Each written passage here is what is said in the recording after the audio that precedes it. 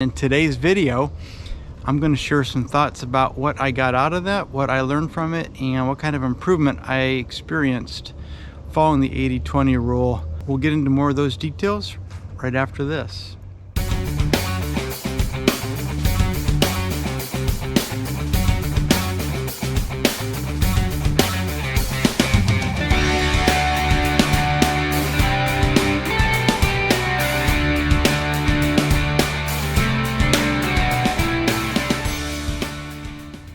Hello everyone, welcome back to another video here on Keep Running with BK. And last year in the summer of 2020, it was roughly 37 years after I started running cross country in middle school when I discovered the Maffetone training method. And that actually rejuvenated my running, learning to slow down, develop my aerobic capacity. And for 7 months, I continued that training approach and drastically improved my running to the point where I could actually run an ultra marathon within about 3.5 months. Over that time, I gradually built up my mileage, and then the start of this year, roughly middle of January, I transitioned to a 3-month training block using the 80-20 training method. And in today's video, I'm going to share some thoughts about what I got out of that, what I learned from it, and what kind of improvement I experienced following the 80-20 rule.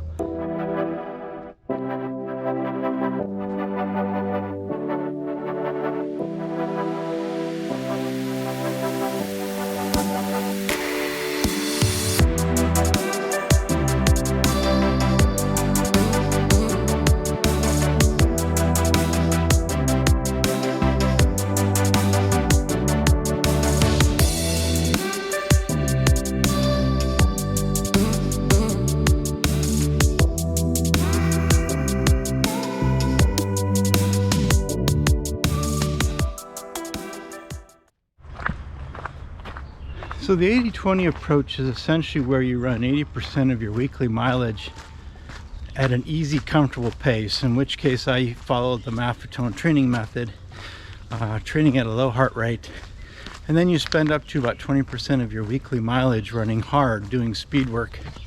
Essentially what that looked like for me is at least once a week, maybe twice a week, I would maybe dedicate a run during the week to do some intervals, do some work at the track or what have you, or maybe I would just include a little bit of hard running in my weekly run and then save the rest for the weekend when I would do my long run, at which time I would do maybe a 20-minute stretch hard run for 6 miles and then run another 20-minute stretch comfortably hard at a tempo pace, or a pace that I could maintain if I was racing it for an hour, as I've shared in other videos.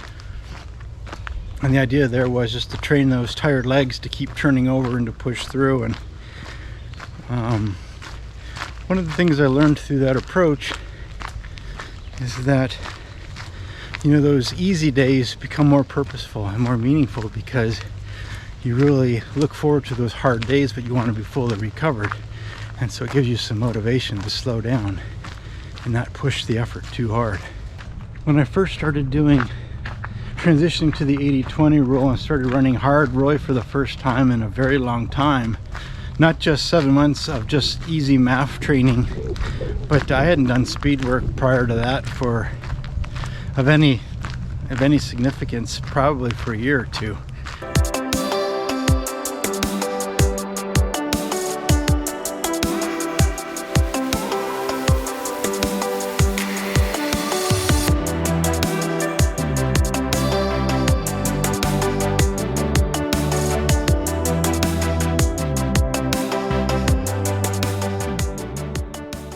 At first, you know, even though it was just a few miles a week, it was a struggle. It was getting used to it, getting comfortable, running hard again, body making adjustments, you know, some soreness.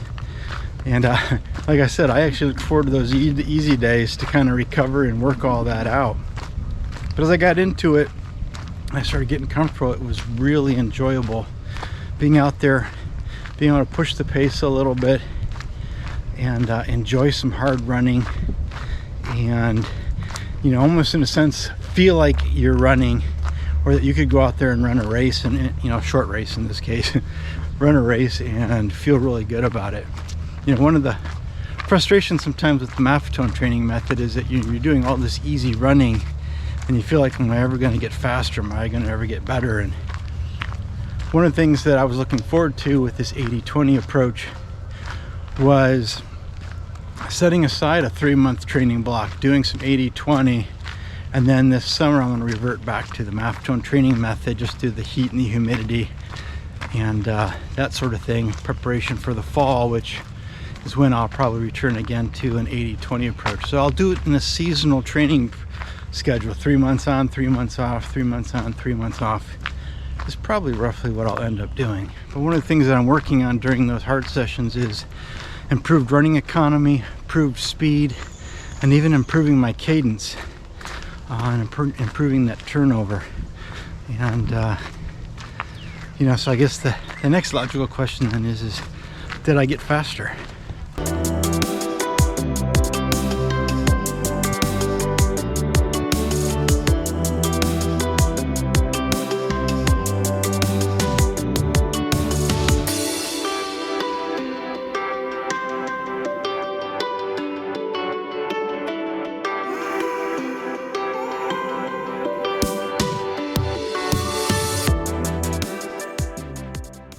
So one way to measure that, am I getting faster, is taking a look at least one way I measure it, is taking a look at what was my average weekly pace for all the miles I was putting in during the week. And near the end of my 7-month MAF training cycle, I was averaging about 950 to 945 minutes per mile average pace. And during the 3-month 80-20 training block, my average pace dropped about 30 seconds from that.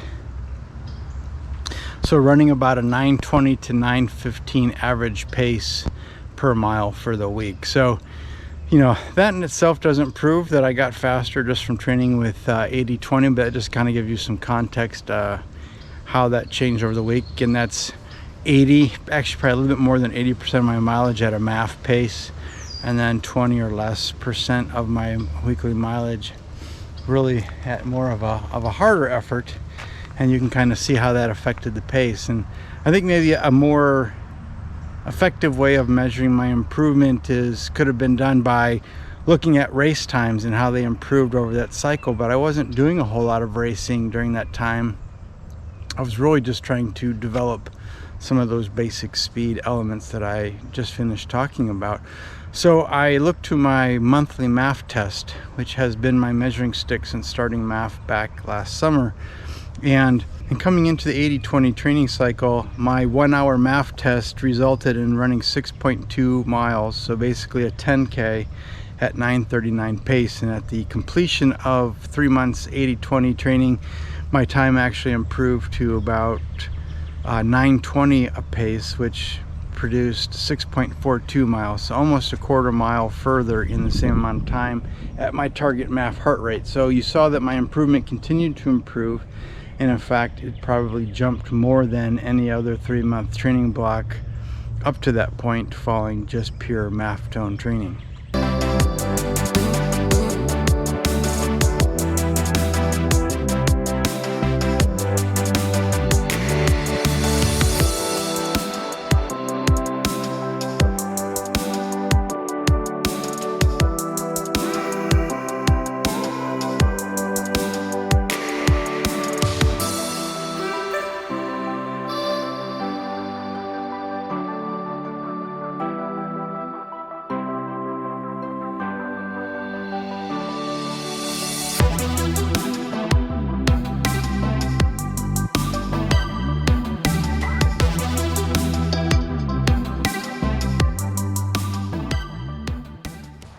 So one of the other benefits that came out of my 80-20 training block was the benchmark times that I got for my 2 time trials. Not great times historically for me, but as I shared in those videos, it'd been a long time, at least 8 years since I did a road race.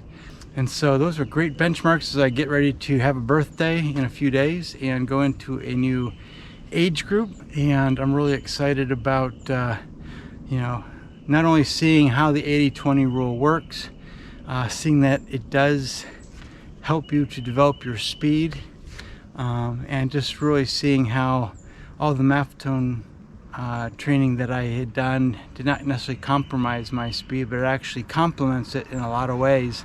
And I look forward to exploring the relationship between these two training approaches more in videos to come.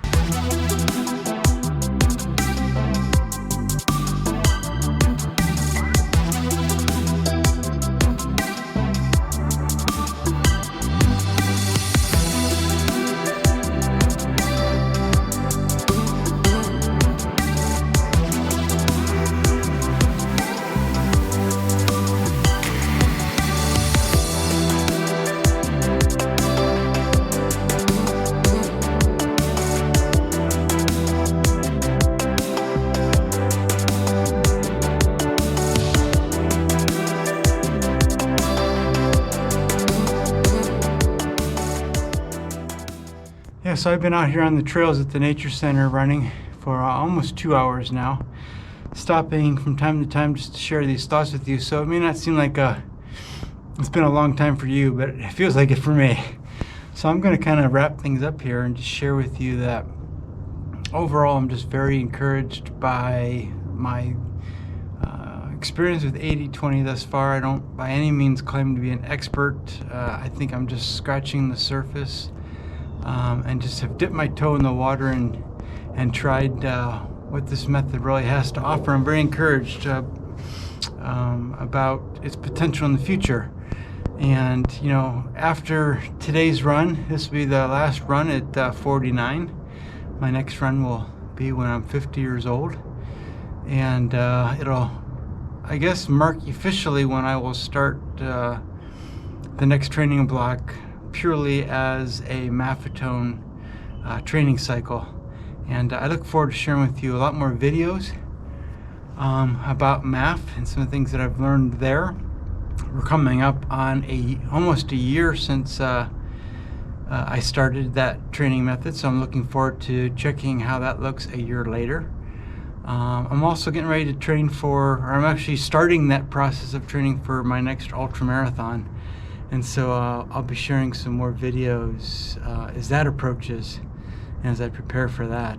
Yeah, one of the things I want to do this summer is Matt Fitzgerald wrote a book called 80-20 Running. And I'd like to read that this summer, so when I, this fall, reapproach 80-20 again for another 3-month training block, maybe do some time trials or some road races then. I'll have a little bit better idea of how to really maximize the benefit of that training method and have some more details and maybe some more specifics around that whole training approach that I can share with you.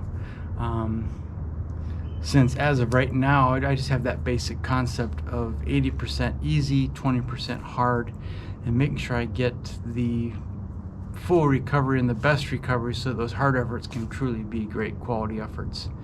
So something to look forward to. I really appreciate you checking out my video today, and I'd really appreciate if you give it a like. If you're new to the channel and you'd like to learn more about the 80-20 method, the Maffetone training method, just following me along my own training adventures and race preparations. I've got years of experience and constantly trying things and learning things that I'm really happy to share with all of you here on this channel. So thanks for being a part of the Keep Running with BK community. I'd really appreciate if you've got any experience with the 80-20 training approach and you've got any insights to share or training tips for us. Please share those down in the comments so we can all benefit from them, and I look forward to hearing what you have to share. But until next time, stay safe, train smart, and I'm gonna sign off here and get back on the trail and finish. I've got, I think, 2 or 3 more miles to go, but I've really enjoyed this time together. So keep running.